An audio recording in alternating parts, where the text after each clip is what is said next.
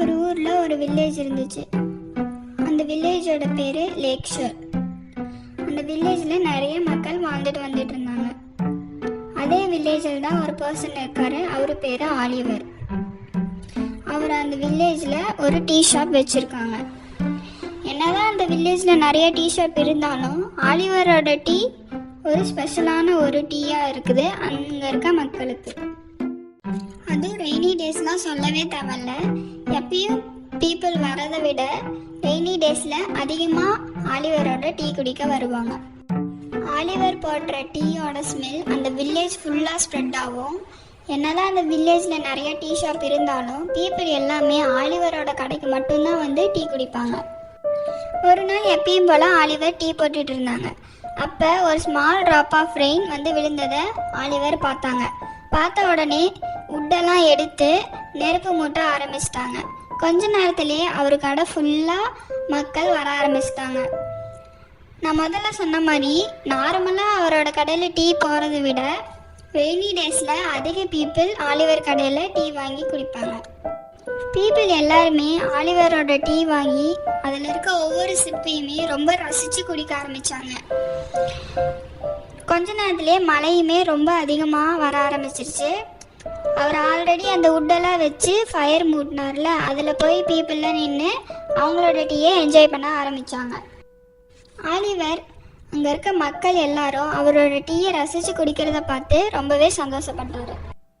கொஞ்ச நேரம் கழித்து ஆலிவர் கடைக்கிட்ட ஒரு டாக் வந்துச்சு. அந்த டாக் ஃபுல்லாக மழையில் நனைஞ்சு நடுங்கிட்டு நின்றுட்டு இருந்துச்சு.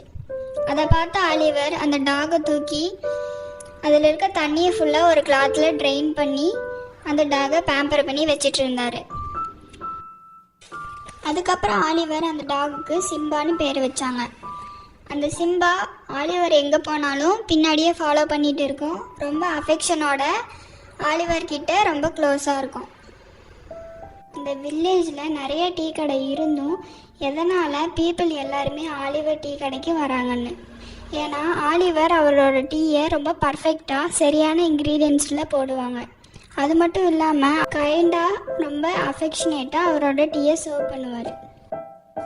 இதெல்லாம் தான் ஆலிவரோட டீக்கு அந்த வில்லேஜ் பீப்புள்ஸ் அடிக்ட் ஆகிறது.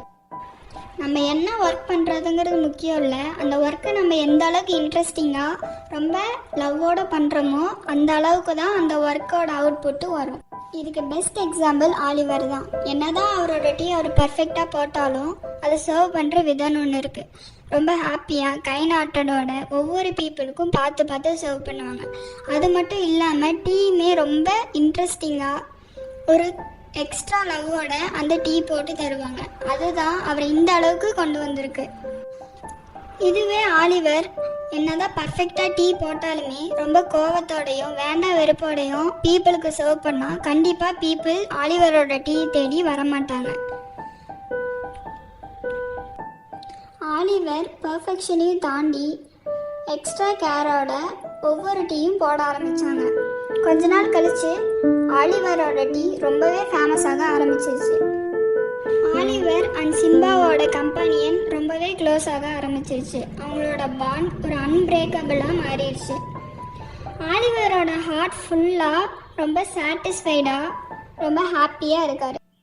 So the conclusion of the story என்னன்னா, இந்த கதையில் டீ விற்கிறத பற்றி மட்டும் சொல்லாமல் ஆலிவருங்கிற ஒரு பர்சன் அவரோட ஜாபை எந்த அளவுக்கு அவர் இன்ட்ரெஸ்டிங்காக செய்கிறாரு, அதை எந்த அளவுக்கு ரொம்ப கைண்டாக சர்வ் பண்ணுறாரு, அது மட்டும் இல்லாமல் அவர் சிம்பாவுக்கு காட்டின அஃபெக்ஷன் அவர் பீப்புளுக்கு ஒரு இன்ஸ்பிரேஷனாக மாறினது, இது எல்லாமே தான் இந்த கதையில் இருக்க மெயின் தீம்.